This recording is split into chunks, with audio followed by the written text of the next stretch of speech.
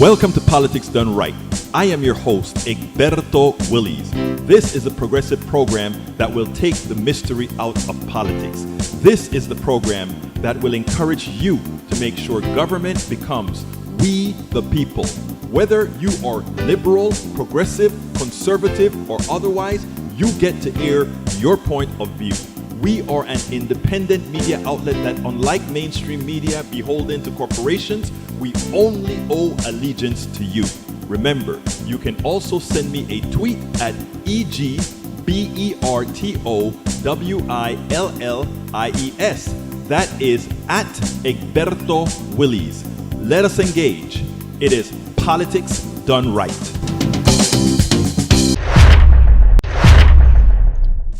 Well, folks, welcome to one more edition of Politics Done Right. I'm Egberto Willies, your host. Thank you so kindly for being a part of the show. We are going to have a great show for you today. Anyway, folks, let's get started. Welcome aboard. Today, first in the house, Patrick Magner. And meow, he says from from Houston, Texas, Yvette Avery Herod.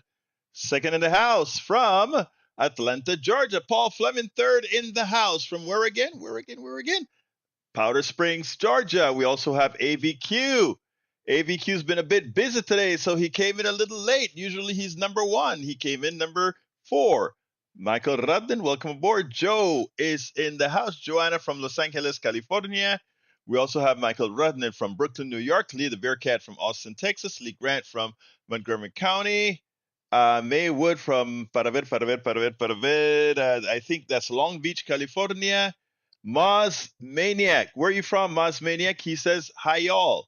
Where you from, Maz Maniac? Let me know. And in the chat, of course, we missed the first few dozens, but we've got Joe says, you keep me sane. Thank you. I aim to please. Anna Pruitt, Paul Zilk, Margaret Cobble, Viva Survivor, Greg Crumbaugh, Deborah J, Vivi Survivor from Petaluma, California. Welcome aboard, T.S. Eliot. Is that the poet? T.S. Eliot. I think I said one of his poems long time ago. C. Wallace, California. Frank, welcome aboard. Maz Maniac is from Houston, Texas. Bruce Pollard says, I be here now. He's from Kingwood, Texas. And yep, Maywood, Long Beach. I try not to forget. I was about to say I never forget, but then you guys would catch me because I do forget. Lisa Blair from Atlanta, Georgia as well. Anyway, folks, thank you for being here. We're going to have a great show for you today. I have an interview. A guy's going to talk about fascism. Let's go ahead and get that started now before we get into the picture. But look, I think it's imperative for us, all of us now, to be calling our Congress people and calling the White House. We don't want another war. We don't want another Iraq. We don't want that. And let me just tell you something. I think the arguments and the discussions are all wrong. And we allow these guys to dictate the terms. Look, the truth of the matter, and I'll be very honest, and I know some of you won't like what I said, but if the United States has nuclear weapons, for their defense, other countries should have the if we are not going to get rid of our nuclear weapons, if America is not going to get rid of their nuclear weapons, I think it's in every country's right for self-defense to have whatever weapons they think is necessary. And the thought that if Iran gets a nuclear bomb, the first thing they're going to do is try to wipe Israel off the map, that is just a defense industrial complex crap. No country is going to really try to use a bomb if they know that means assured destruction. What it means, in my humble opinion, is I think the template for everybody should be North Korea. We think North Korea is a pariah, which they are. Do you see anybody trying to invade North Korea? Or they leave them to hell alone? I mean, look, you can't on one hand talk about security through strength, and when another country is trying to do security through strength, somehow it is wrong for them, but not wrong for you? Come on. And for us not to see the absurdity of that argument, the argument that the United States and many in the Western world is using, for us not to understand that what the Western world is saying is we are the colonists. We are the ones who determine whether you can have certain things, whether you can decide to have what you want. We are the ones that decide. If you don't do what we want, we will invade you, we will kill you. If you don't do as we say, as we please, we will blow you up. Well, I tell you something, folks. I do believe I'm a very proud American, formerly a Panamanian, but I'm a proud American now, and this is a country that I have allegiance to right now. And what I want to say is what it's very simple.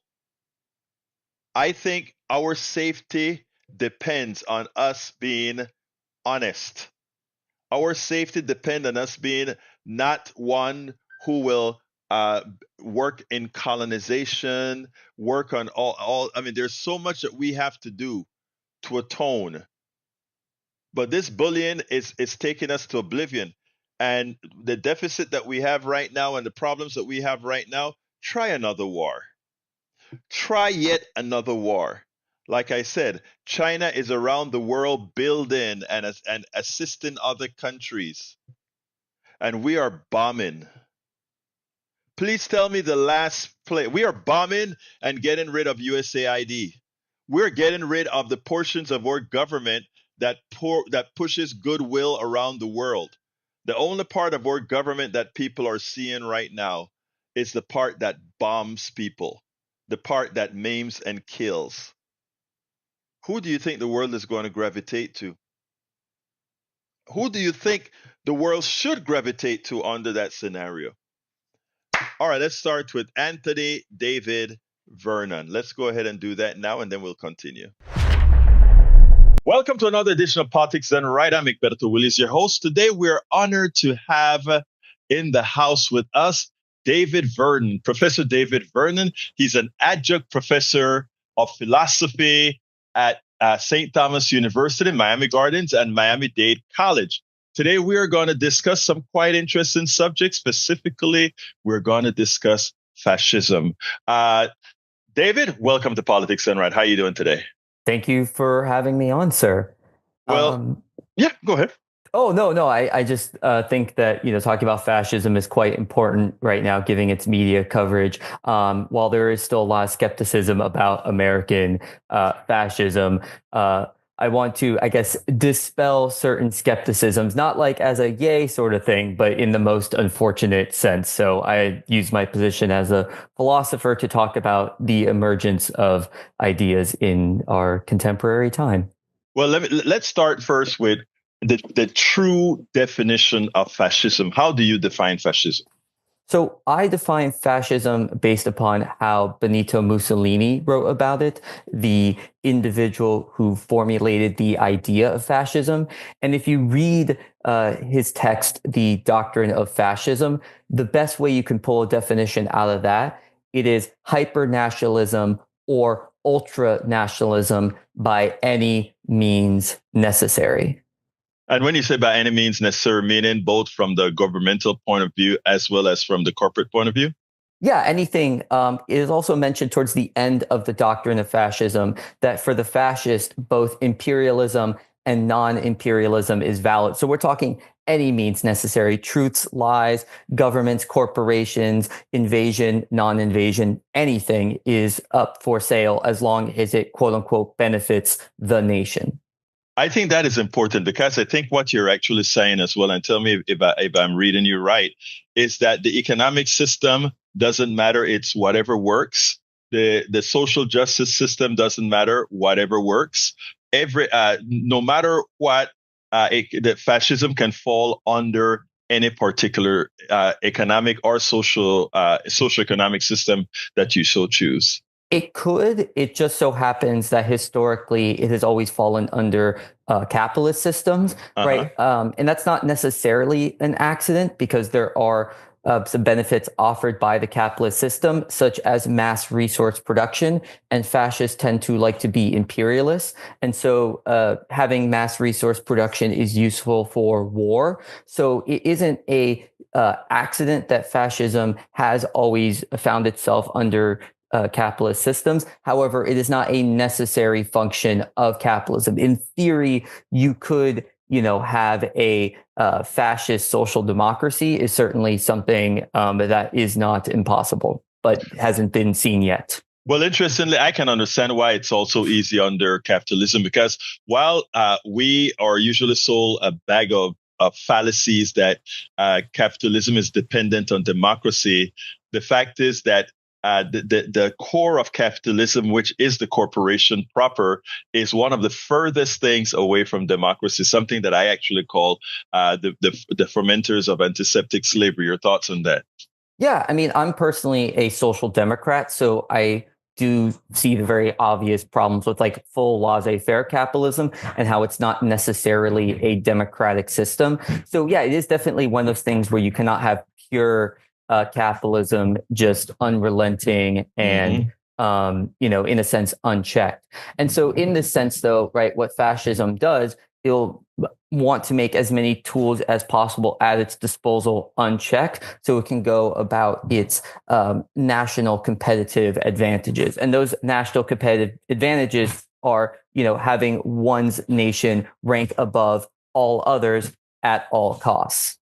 Now, one nation ranked over others. Now, we hear Donald Trump always talking about America first, America first, America first. Now, it also seems to me like for a successful for a successful fascist state, and notice I didn't say a fascist state, I said a successful fascist state to exist. You also need a competent fascist leader, something that it seems Donald Trump is failing miserably at. So help me out there. Not necessarily. I mean, fascism always comes with a level of incompetency because it cares about loyalty. As Benito Mussolini writes, the nation is not the majority. A really good example of this is Batista in Cuba, right? In Batista's regime, right, he hired a lot of loyalists, and a lot of these loyalists were, well, morons, right? They were just kind of like strong men, morons and bullies, right? They weren't necessarily the best people for any, given job. And the thing that kept Batista's, power going is that the U.S. was complicit. It wasn't like, yay, we're happy that he's here. John F. Kennedy spoke against him, but it was still like not enough of a problem. And so in this, though, right, we actually do see a lot of incompetencies in fascism. Yes, there are individuals who partake in fascism that are unfortunately intelligent and help in that regard. We can see this in many individuals in Adolf Hitler's circles, despite being weird cultists. Many of them were quite competent generals and economic administrators. And so, yeah, fascism doesn't have to be competent to even be successful. Let me hit the point again, because I agree with everything that you've said. I don't know if you necessarily see where I was going with my question, and that was, I think Mussolini was a very competent guy. Now, the people that become loyalists, inherent to become a cultist or a loyalist means that you have to have some level of incompetency because, again, you don't have faith in yourself to be able to be just this type of loyalist. We can also look at, let's say, look at Hitler. And it's dangerous anytime you're talking about Hitler. But I think Hitler was a fairly competent guy. I think if he had made certain moves, we may be living in extended Germany right now. But he just kind of bit off more than he could take too fast. And correct me if you see a flaw in that. In what I just said. Rather than going about historical speculation, the question here is, okay, how can American contemporary fascism be successful when its strongman is such a bumbling fool? Thank you for thank you for saying that, because I think you got to the core of where I wanted to go. So thank you. That is exactly right. Yeah, go ahead. Yeah. And so successful fascism is not necessarily about, any sort of competency in regards to being a manager or a good statesman. It's literally about procuring as much power as possible and using anything as a bludgeon, right? You'll see Trump be both pro-war and anti-war, right, in the same day, even, right? So it's about disposing anything that you can towards your ends, towards your ambitions, towards your collection of power into the state, which often results, especially with fascism, into powers being collected into one individual who symbolically represents the nation. Trump representing America, Mussolini representing Italy, Trujillo representing the Dominican Republic. Republic, yeah. Trujillo, let's not talk about Trujillo. He was terrible, especially in the way he treated the Haitians. But yeah. So let's go ahead and tell me the steps that you see we've taken thus far on the path to fascism. Well, the steps are the hyper nationalist narrative taking over, Now, right? when did that start? I mean, and my question is, did that start under Trump specifically, or did we have different iterations of this throughout our history? I mean, there was an emergence of American fascist ideas right before the Second World War. So it's not like this is brand new in American history. However, that movement was not very successful, whereas this movement has been successful.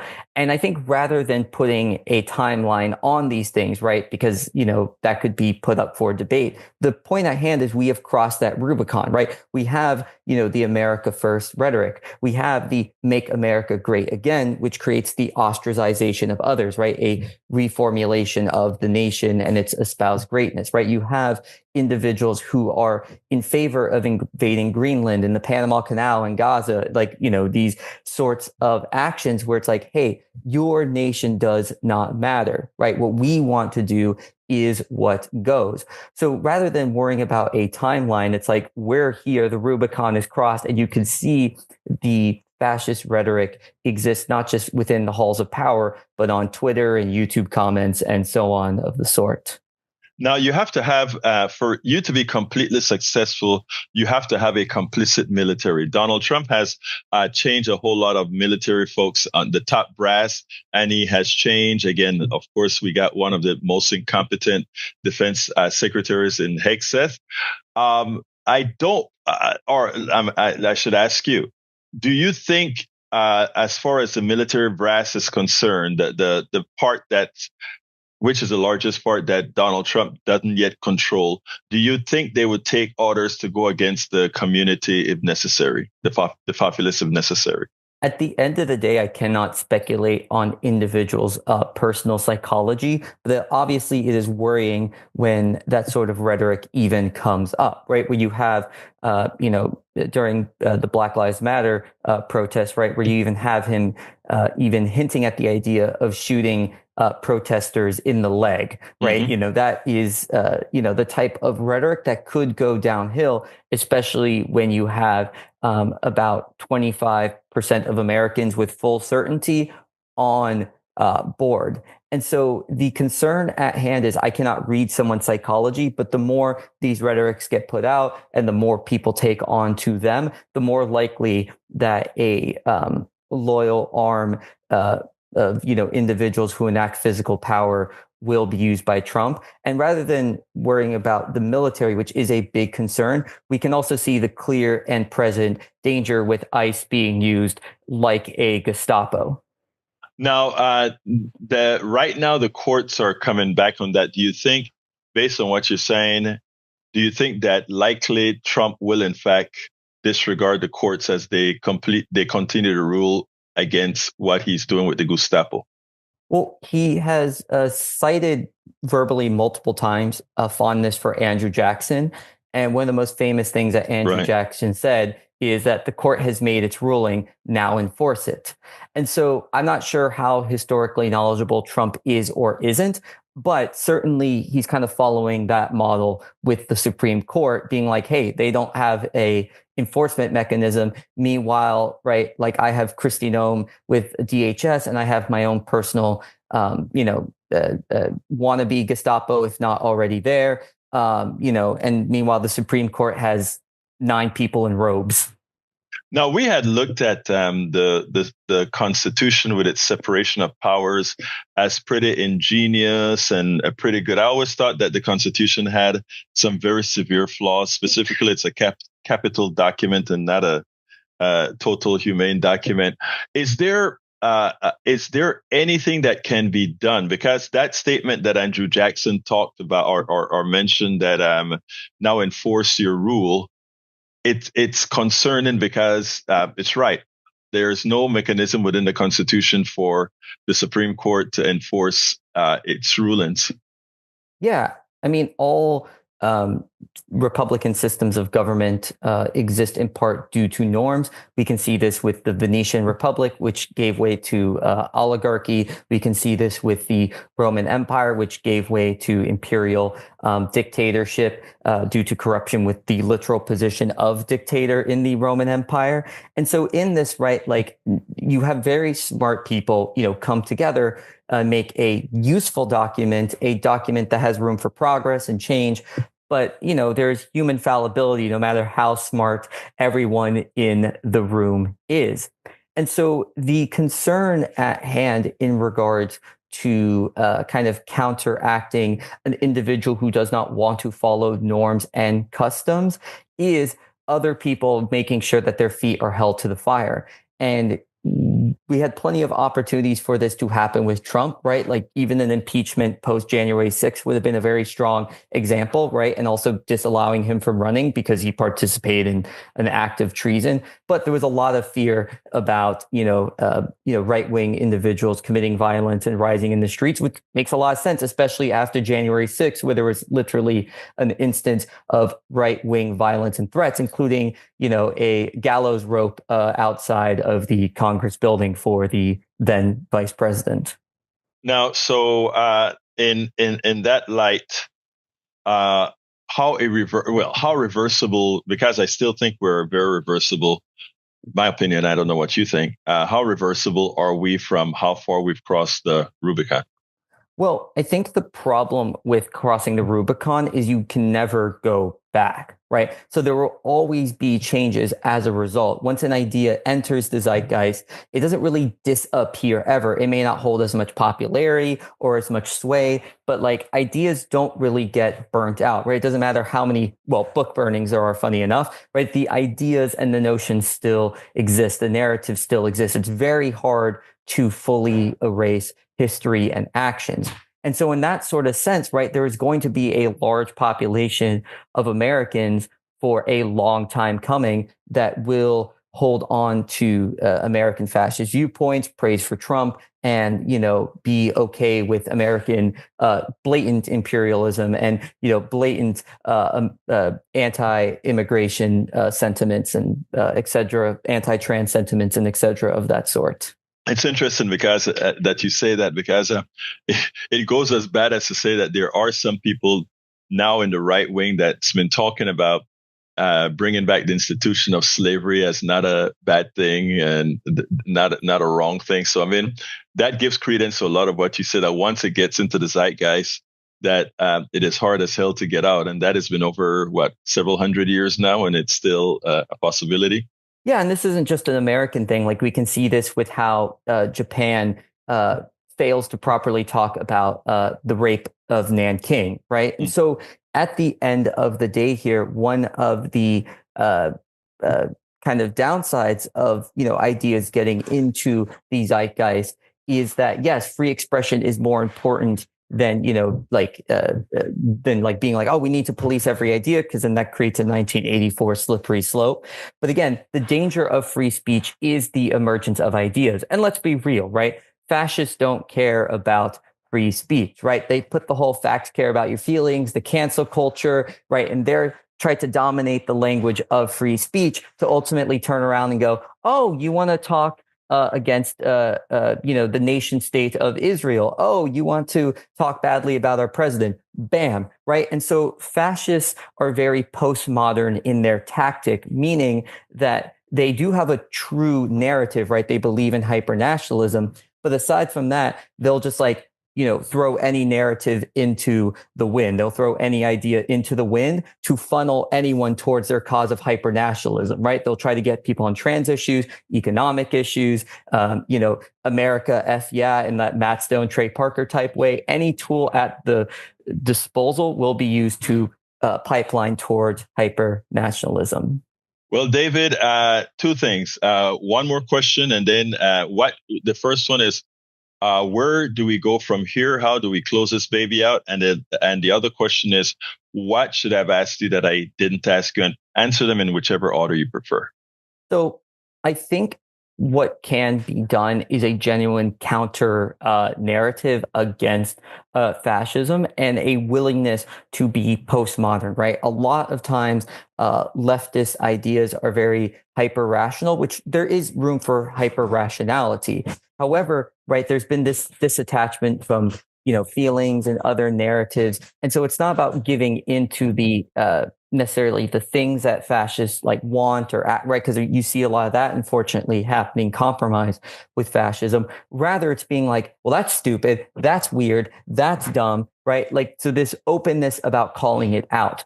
Is that necessarily going to change anything? Maybe yes, maybe no. But the point at hand being, I think it's important when fascism emerges anywhere, right? Just as any horrible extremism emerges anywhere, give it a middle finger. So, and that could implement change or that could not. But I think it's important to, To face for it. one's personal value, to both face it for both one's personal values and for the potentiality of change. And now, what would you have liked me to ask you that I didn't? Honestly, at the end of the day, there is no things that necessarily need to be asked. I think the only thing that's important to pay attention to is propaganda, rhetoric, changing ideas, right? Like we can see a strong example of this being anti-immigration, but all of a sudden, right, like, oh, we need to let the Afrikaners in, right? Oh, pulling specific clips from the EFF, right, without giving the context. So I think the important thing in general, whether you're left, you're right, you're center, you're this way, be careful about dogma, right? Always investigate, double check ideas, look at perspectives, because if you don't, right, there is a single rhetoric that takes over, and we can see the harmful effects of that with emergent fascism. David Vernon, adjunct professor of philosophy at St. Thomas University, Miami Gardens, and Miami-Dade College. Thank you so kindly for having been on Thank you for Politics Done having me, Right. sir. All right, folks, I hope you enjoyed that. Let's see. I saw a comment that I wanted to BRICS will break the USA on Iran. I think, look, there are a lot of countries waiting on the wings for the demise of America. That isn't something we should be happy about, proud about, or anything of that sort. We all love America, of what America can be, what America can grow up to be. We love that. But brothers and sisters, we are in a bad place. We have elected evil people. We have supported. One of the main problems that we have is we have allowed our education system to be so bad in geography, history, world politics, etc. We are great on the sciences in college, not for the average student, but in really understanding and learning, we're not. Anyway, before I go back to any of the chat stuff, thank you, Do You Live. Great interview, he says. An independent voter one says there are other Substack creators reporting that the administration is not talking consulting with Hegseth. Right, Hegseth and the DNI secretary, they are both on the SHIT list right now. So they were only put there for two reasons. You have to remember this. Uh, Tulsi Gabbard was put there as Donald Trump's Russian, as a buffer for Russia because she's pretty pro-Russian. So that was his buffer. So that's why she's there. And we also have Hegseth because he's a mouthpiece for whatever lie Donald Trump is going to effect as a leader. But what I want to do is I want to play the Medicare piece that I did this morning. I cleaned it up very well because I think this is something that for those of you who are retirees or will become retirees soon, I think it's important that you understand this. For those of you who are not even close to retirement, I think what is important is for you to join the fight for Medicare for all. Now, again, Medicare for all is not just for us, the regular folk, but for retirees, for everybody, for everybody. So let's go ahead and play this piece, and then we'll take it on the other side. I think it's a, I think I cleaned it up well that it really gives a message I wanted to give. Here it goes. The New York court ruling will force retired workers into privatized for-profit Medicare plans. What it is, let me start it this way. New York State's highest court on Wednesday ruled against city retirees who had sought to block an effort by Mayor Eric Adams' administration to move them onto a for-profit privatized Medicare Advantage plan. In a unanimous decision, New York Court of Appeals Judge Shirley Troutman wrote that petitioners in the case are not entitled to promissory estoppel, cause of action, the argument that the retirees throughout their employment with the city were promised traditional Medicare benefits when they retired. According to Gothamist, the court also ruled that retirees did not have a legally binding promise from the city that their coverage would remain unchanged. The Wednesday ruling overruled a state Supreme Court judge's decision that had prevented the Adams administration from making the switch, though the Court of Appeals said there were still issues in the case that should be sent back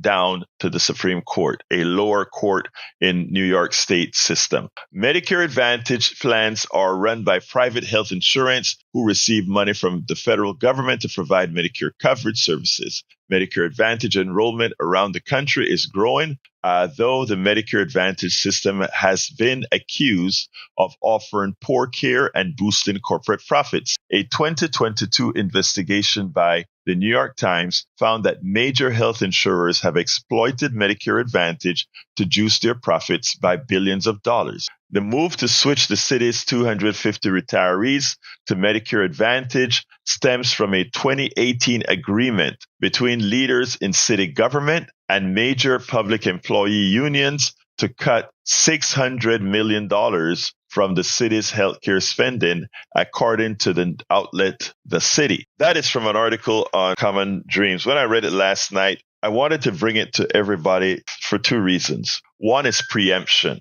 In reading the note, I don't think the court made the bad decision.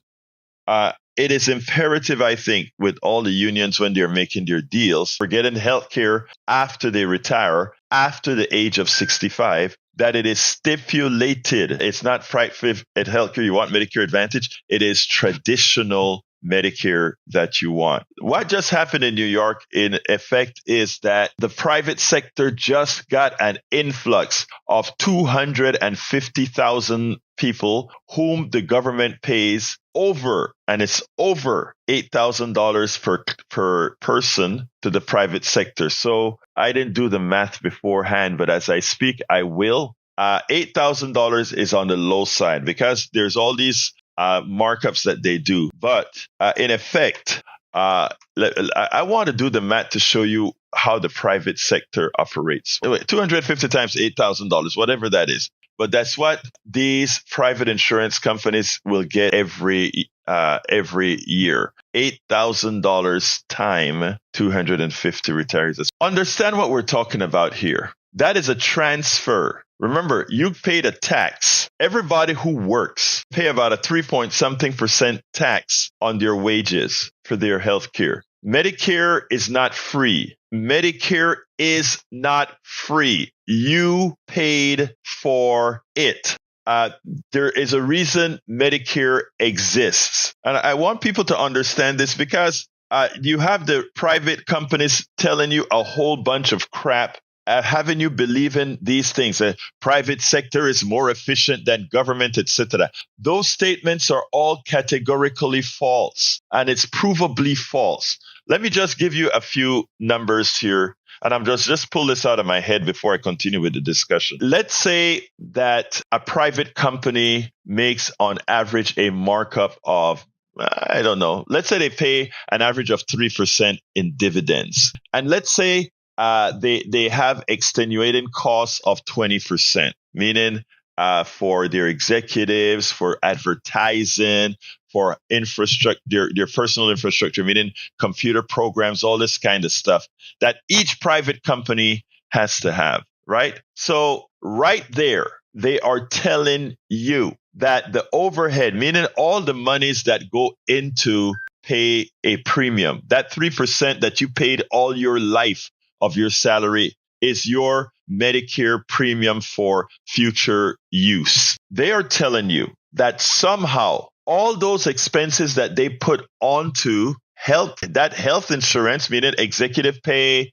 dividends, computer programs, database management, all of that is more efficient than a government not having to do anything of any of those things. Here's the deal. Remember this. There is a reason Medicare exists. Medicare exists because private companies couldn't find an efficient way to make money on old people, because old people get more sick than regular younger people. Old people cost more than younger people, which means the actual price of driving, the actual price for Medicare would be a lot, for your health insurance, if you include old people, would be a lot more expensive than it is right now. And right now, as it is, healthcare for the average American citizen is also a ripoff, but that's for another subject, another time. The private sector stayed out of providing healthcare for people over 65 because it was too expensive to insure them.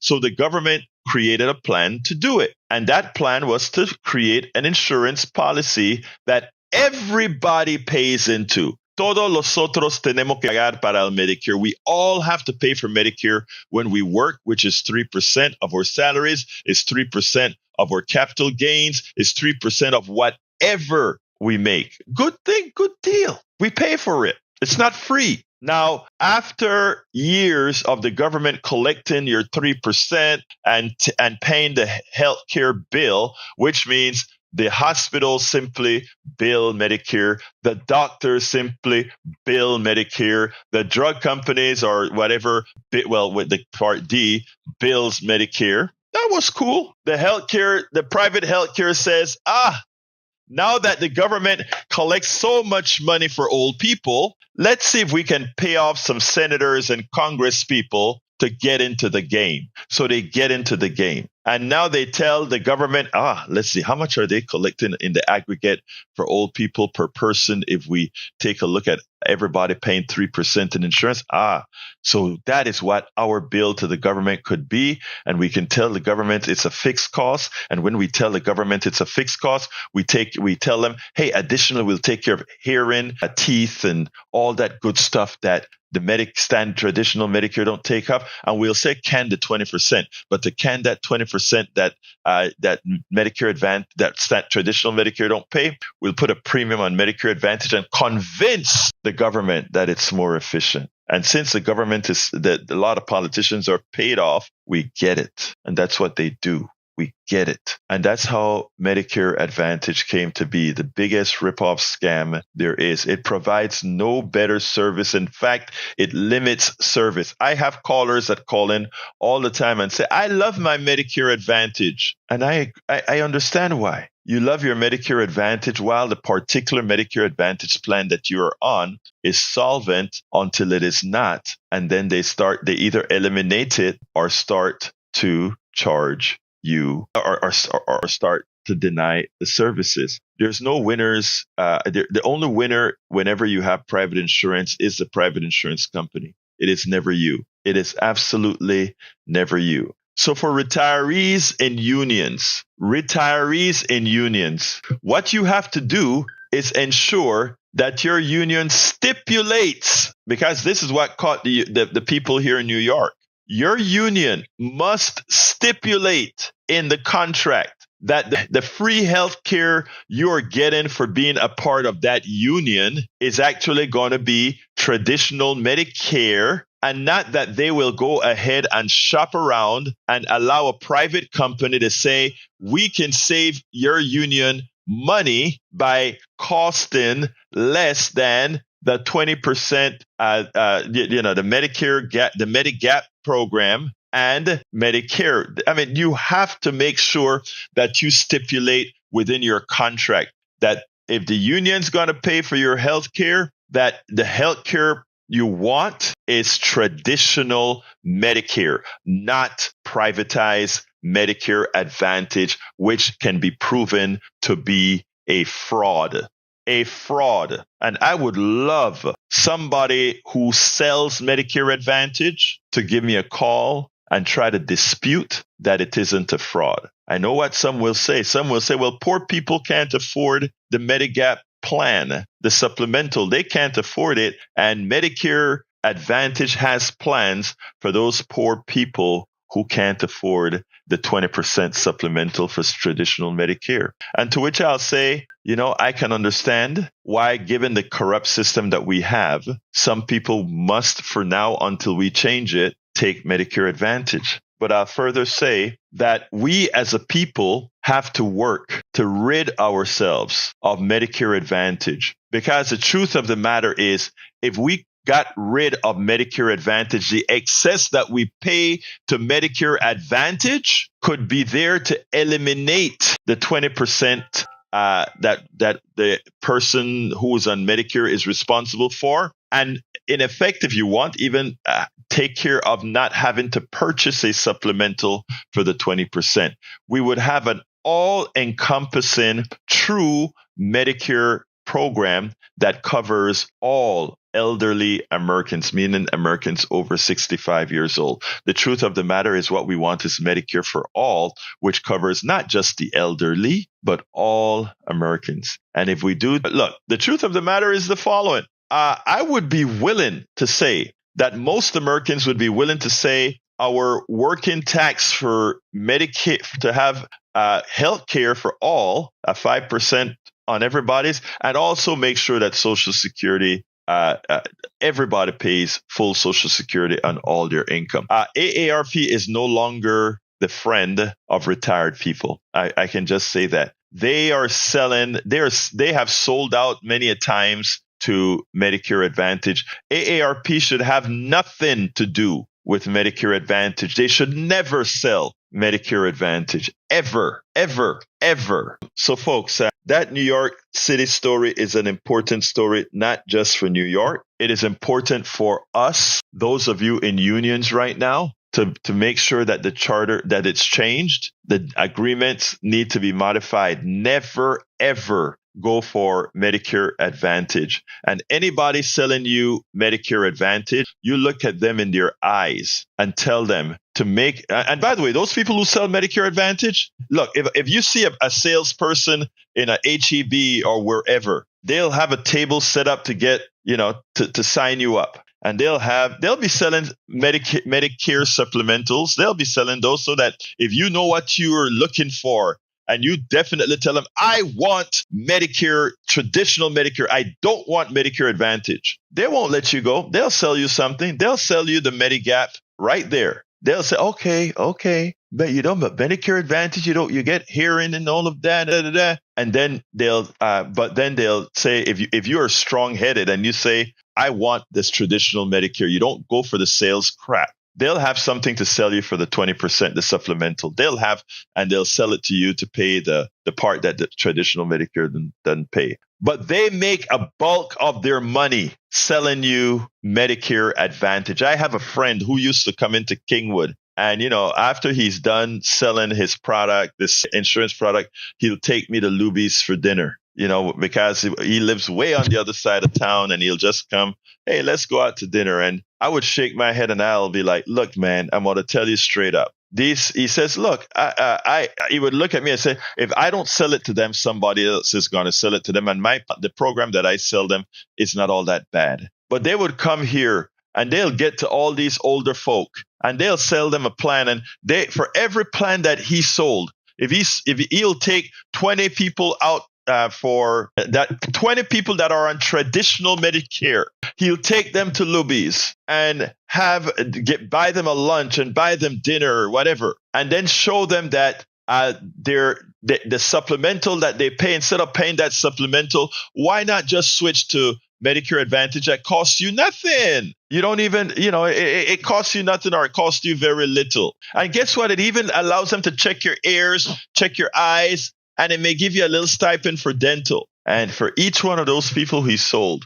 he made over $2,000. Like that. The fraud that is within there. So I mean, if he set up dinner for 20 people, get 10 people to sign up, he just walked out of Kingwood with $20,000. And the thing about it is that you think about that. That is $20,000 out of healthcare. That's $20,000 for getting somebody to switch from traditional Medicare to Medicare Advantage so that they will have a lot of their issues denied, and one person make a huge profit, and then the company makes a windfall for you to do something against your own interests. But they have it down very well. The sales pitch is near perfect. It's a sales pitch that a 65-year-old that isn't headstrong. And the truth of the matter is, most of us at 65 or at any age aren't necessarily sufficiently headstrong to get around psychological pulses that these guys have researched. We know if we touch this button, if we touch that button, a certain percentage of Americans will bite. That's why we are here, folks, to try to inoculate you from the psychological embrace that these people have on quite a few people's minds. Again, folks, it's imperative. And I say this, and I say this strongly. I mean this. Look, I am so upset with the fraud that is Medicare Advantage and what it has done to so many people, how it has harmed so many people. I mean, this story, Linda Jean just says, one of my best friends has an abbreviated life due to this advantage plan, denying the surgery needed for his cancer. Finally got it approved, but now he has 18 months rather than 10 plus years. Had he been in the traditional Medicare, the doctor would have said, you must have this surgery. It wouldn't have had to go through all that thing about saving the insurance company money, and he would have had his surgery. Linda's friend would have been living a happy life. Vive's survivor says, I work for a chiropractor who had those dinners trying to sell more treatments. I always felt embarrassed each time. It's a shame. Deborah says, I understand that we have to take Medicare Part B, which is traditional Medicare, and then Advantage is a supplement plan which pays for. Nope, that's not. They lied to you. A lot of times they lie to you. That's not true, Deborah. Let me tell you. Medicare Part C is Medicare Advantage, and you either have Medicare Part C or you have Medicare Part A, B, and D. Okay, which is hospital, doctors, and drugs. Don't let them fool you. They'll look at you and they'll tell you that you have Medicare Part B and the supplemental is the advantage. That's a lie. That's a lie.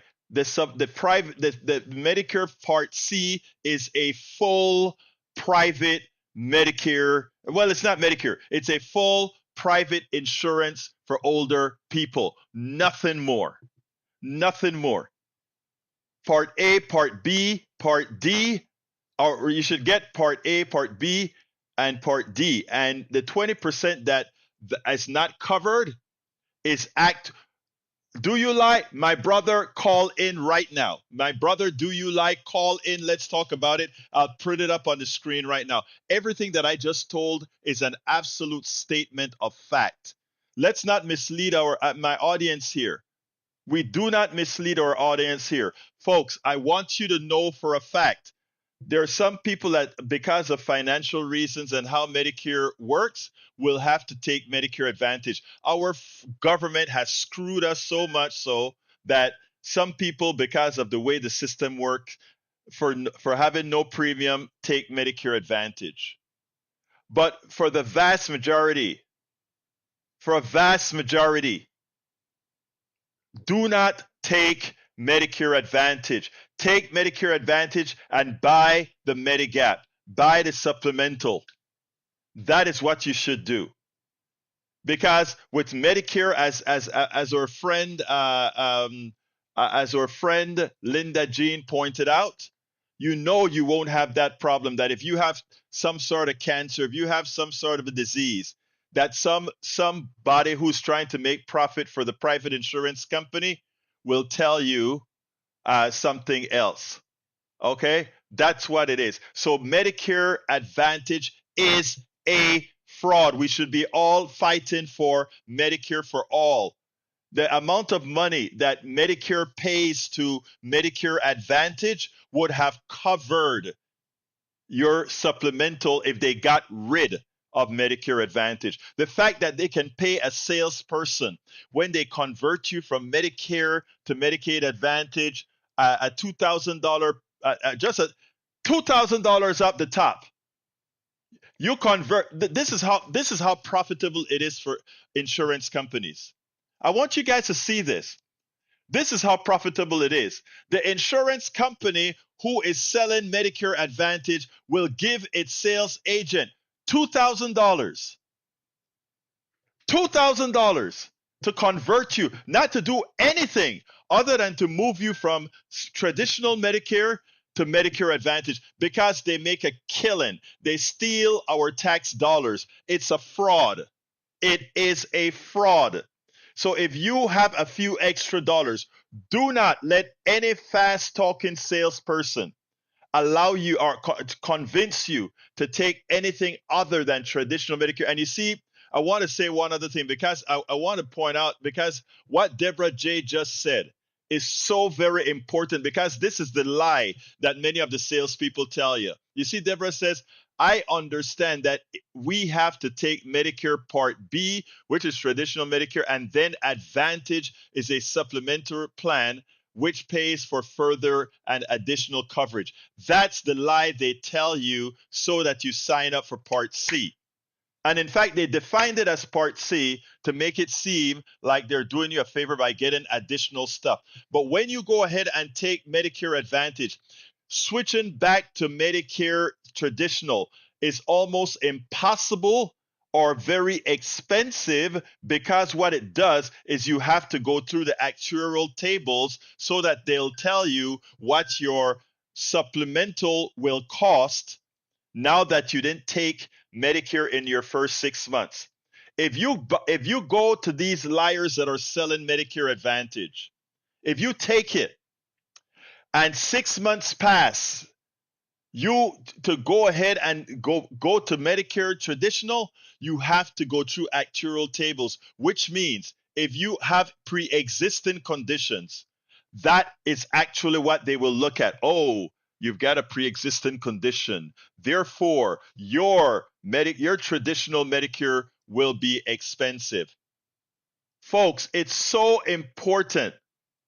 It is so important that you understand these things because they tell these salespeople some things to tell. And then it's always easy to sell Medicare Advantage with the top line. Oh, we give you dental, we give you eyes, we give you that. No, don't do that.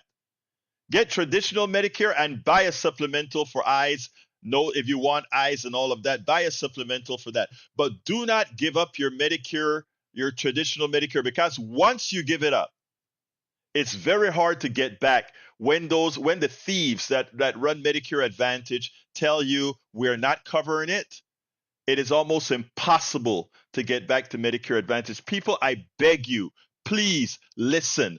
Please, they are not going to look. Nobody selling Medicare Advantage is going to call this program. Nobody. And the reason why is because I will put up what the change of the difference between Medicare Advantage and Medicare right on the screen here, and you can look it up yourself, people. You can look it up yourself. Look up the difference between Medicare Advantage and Medicare, and also look up to see how they're robbing us clean. There are a lot of stories out there research by the New York Times, research by the Washington Post, research by myself to show you that Medicare Advantage is a fraud just to make money for insurance companies. And they give a pittance to salespeople to mislead you and kill you because that's what it does. And how do we know it kills you? The story that we just heard, that the guy denied the cancer treatment that our friend just told us about, and then immediately they finally, because they know he's gonna die.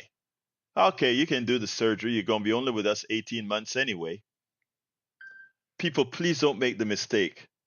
Please, anybody, if you go out there and you have a salesperson trying to sell you Medicare Advantage, you tell them what you know and they still try to sell it to you, walk off. Don't they give them your business. Because what they're trying to do is make a profit on your health, on the demise of your health. Don't forget that. All right, folks. I need to I need to go ahead and close this baby down. I want to thank all of you for listening. I'll read all of these notes a little bit later. I've been reading them as we went along. But anytime I talk about Medicare Advantage, my blood pressure goes up because it is such a theft on the American tax dollar, and it is such an evil institution put on those people who have to take it or those people who are screwed into taking it. It gets to me because again, I also know people who that stuff has harmed. I know people who that stuff has harmed. And it is sad. All right, folks, please support the program however you can. As you can see, we get around all the bull. We don't let folks come and fool you. We try to inform you so that you don't make the mistakes that many would make otherwise. We try to and you can always call in, talk, you can refute, you can do all of these things because for us it's all about truth. It's all about truth. And sometimes, sometimes truths affect, I don't mind somebody saying something like, oh my God, you're taking my job away. I'm sorry, do you lie? If you're a good salesperson, sell something that is ethical. Sell something that is ethical. I'm pretty sure you're a damn good salesperson. I know that 2,000 or more pop every time you sell a Medicaid Advantage is great. But do something that sells something ethical. Don't look into somebody's eyes and sell them something that ultimately will hurt them. Don't do that. All right, folks, you can support the program. I ask you so kindly by becoming a subscriber to our newsletter. And how do you do that? You go to politicsdoneright.com/newsletter, politicsdoneright.com/newsletter. I'm putting this into each of the chats. If you want to ensure that we have truth out there, we can't depend on the mainstream media. We can't depend on those who profit from your demise. We have to come with folks that have nothing to gain from what the truth that they're telling. It is hard. This sort of stuff is hard. But some of us who have the ability to do so, and because of, I have all the technical abilities to put this out there, we do it. It's expensive to do. So I ask you kindly to please support us however you can. The best way to support us is via our newsletter, becoming paid subscribers of our newsletter. Go to politicsdoneright.com/newsletter to do that. politicsdoneright.com/newsletter. Love you all. You can reach me directly at info@politicsdoneright.com, info@politicsdoneright.com. Got to get out of here. My name is Egberto Willies. This is Politics Done Right. And you guys know how I end this baby. I am what? Out.